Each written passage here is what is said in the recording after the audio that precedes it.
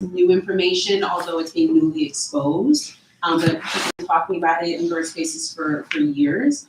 It's a shame that like it would be safer in the 1800s, 1850s to have a baby now than it would be to deliver now, statistically. So that's crazy, right? To have that as a reality, but at the same time, you know, the way that when we think about the numbers, like try to think about like the lives, right? Instead of just numbers, because I think it's easier for people to think about like, you know, to tuck it away somewhere in their mind, like, oh yeah, like stats, but like I won't become a stat. But these are also people who didn't believe that.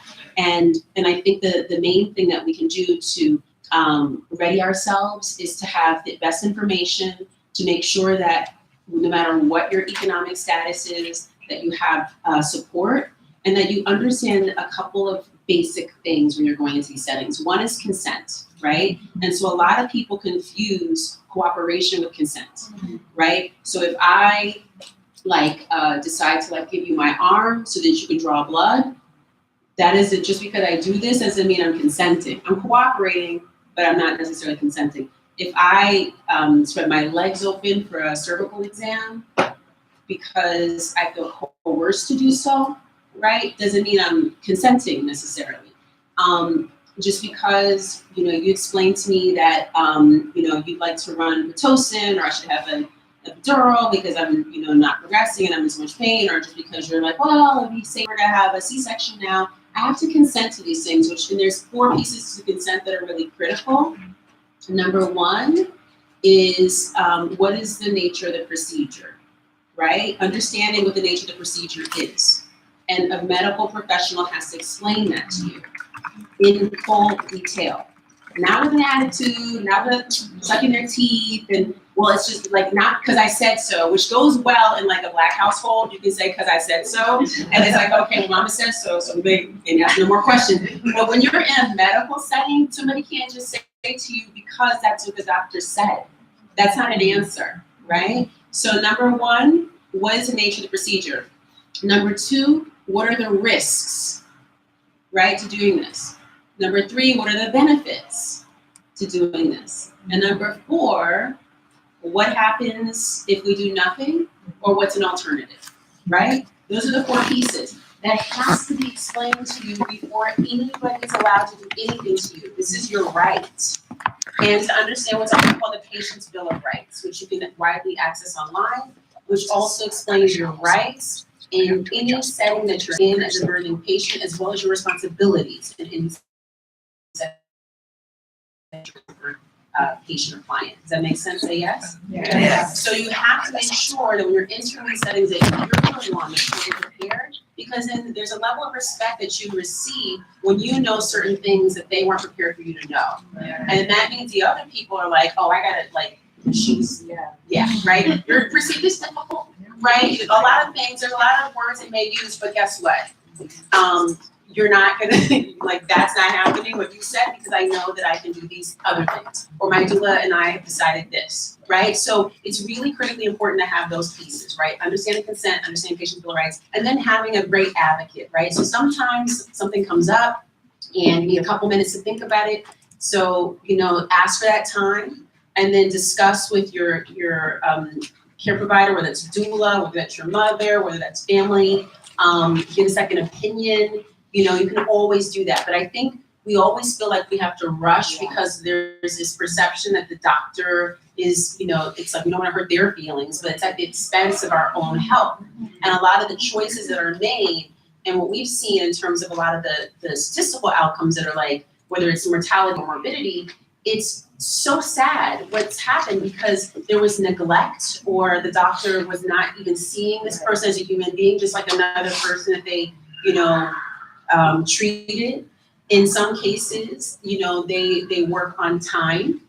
And so how quickly can they perform a C-section, right? The cutting time is really critical. And it's so super important for safety. And we see that with some Black women, you know, the cutting time for a C-section first time should be like 6 to 12 minutes. You know, second time it should be 15 to 20 minutes. because there's scar tissue, there's delicate, there's layers and layers of tissue that has to be cut through, and it's very delicate.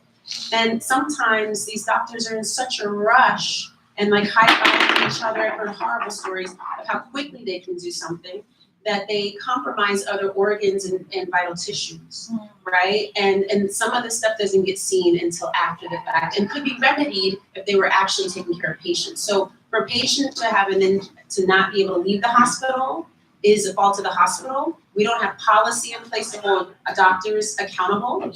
They are allowed to leave that hospital and they can enter another system where they can actually treat, right? So we have to, not just as doulas and care providers, people who have had stories have to come forward with their stories so that we can use these stories to also help affect and change policy, because there's gaps when it comes to Black women in our health. And when we think about, we're like the canaries in the mine, right? We're the ones who suffer the most. And so we have to think about our needs first so that we can design for the future that actually ends up helping everyone, right? So Black women, so it's like Black women first, right? If we fix it for us first, if the medical system can reform, and we have to do this, just as much as doulas have to do it, but also lay people who are not in the system have to bring their stories forward of bias, of neglect, of all types of things you've experienced. We have to log this information, because now what's happening is a lot of different policymakers are trying to find different ways to create accountability, and they need the data. So it's really important to make sure you do that too. That's another piece of it.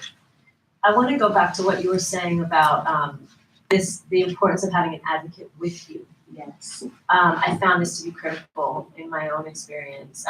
So one thing, what Latham was saying about asking all the questions you have on your mind, I felt really in a good position because I'm a reporter. So I don't have any problem. You're educated. I'll be annoying. I don't care. And you can look at me like you're tired of my questions. That's fine. We're going to sit here until I feel like I'm satisfied. So I felt like I had a kind of educational and class privilege in that way. I didn't, I was fine to ask as many questions as I had. At the same time, I still wanted a doula. And we see that Black women have the highest unmet demand for birth assistance. Yeah.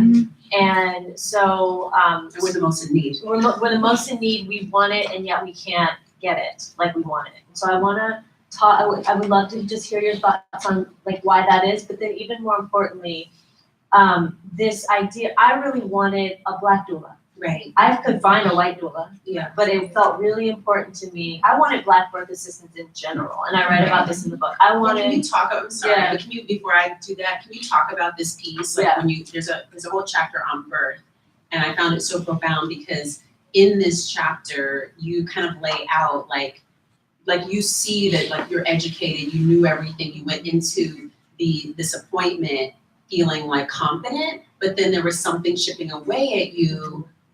Where there was like a cultural divide, where you weren't feeling 100% seen, and that made you go further. So I would love you to expand on that from a personal standpoint. So I was blessed to live in the Bay for a long time. I love it. But I live now in my hometown, which is Cincinnati, Ohio, and which is also a lovely place. Props to my hometown, Midwest.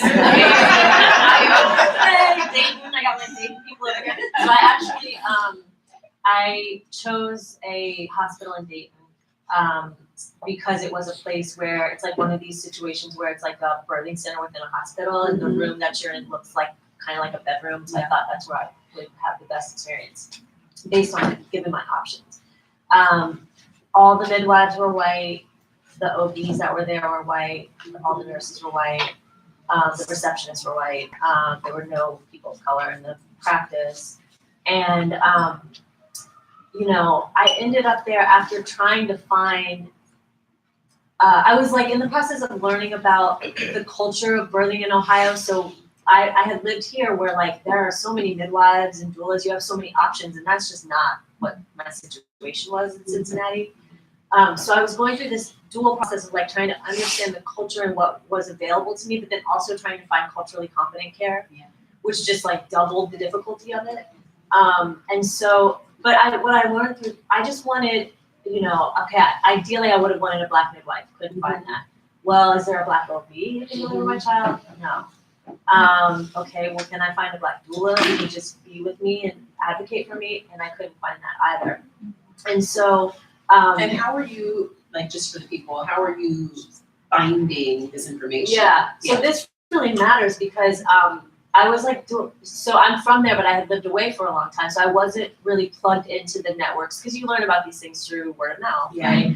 So I was doing a lot of Google searches, but I also was talking to family members, and it's like, well, she used to deliver babies, but she doesn't anymore. Right. Now she just, because that's a big thing too with insurance. Like a lot of people get out of the practice. They don't deliver babies anymore. So anyway, I think so. What was happening? This was in the summer of 2016. So if you remember that summer.